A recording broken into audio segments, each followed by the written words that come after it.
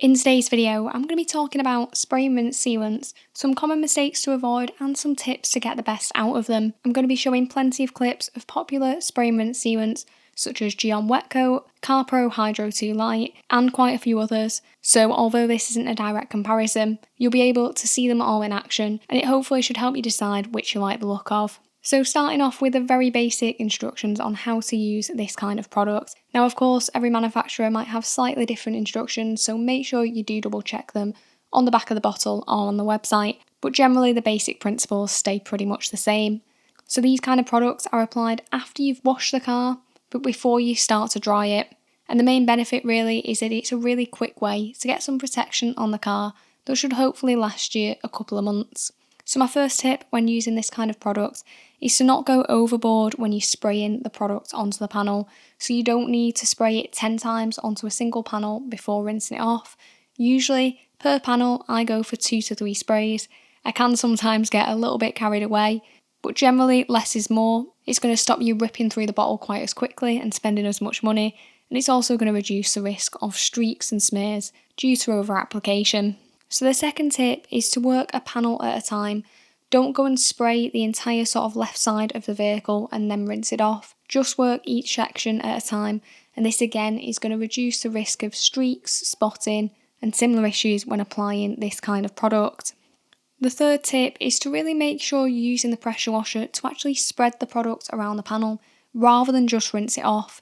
So some ways you can do this are rinsing from top to bottom on the panel, or first spraying a little bit further away from the panel with your pressure washer and then moving it a little bit closer to actually rinse it off.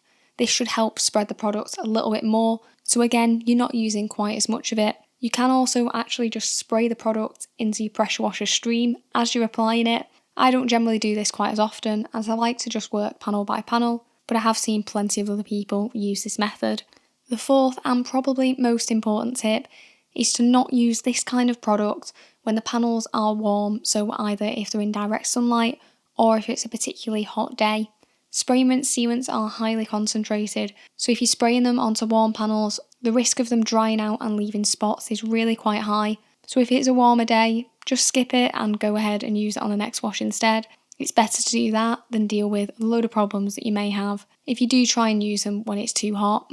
And alongside this tip, make sure the panel is very wet before applying the product. So give it a quick spray with a pressure washer before using it on a panel. That's going to serve two benefits. It's firstly going to reduce the risk of spotting as the product won't latch on quite as quickly, and secondly it's going to cool down the panels as well.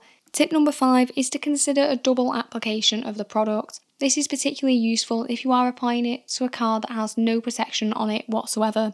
Sometimes I like to just go around the car with a single application and then check on how the panels are doing and potentially reapply them to some areas where the water behaviour might not look quite as strong. This can make quite a considerable difference to both the performance and the durability, and it only takes a couple of extra minutes to do. Tip number 6 is to avoid the windscreen when applying a spray and rinse sealant. Now a lot of them, but not all of them, do say you can apply them to glass. I find that on the side windows this isn't really a problem. However, on the windscreen, the risk of having wiper judder and minor streaks and smears that could bug you when you're driving in direct sunlight are much higher. So I don't like to spray it directly onto the windscreen, and I also, when I'm rinsing the product off adjacent panels, push the water in the opposite direction. So this is mainly important when I'm doing the bonnet and the roof, just to avoid any kind of overspray here. Tip number 7 is to pay particular attention when rinsing areas like the door mirrors, grills, badges and door handles. These are quite prone to trapping water, and it's not uncommon for the product to actually get stuck in these areas and drip out later on, leaving some product residue. So just pay particular attention and rinse these areas really thoroughly after you've applied the product to the entire car.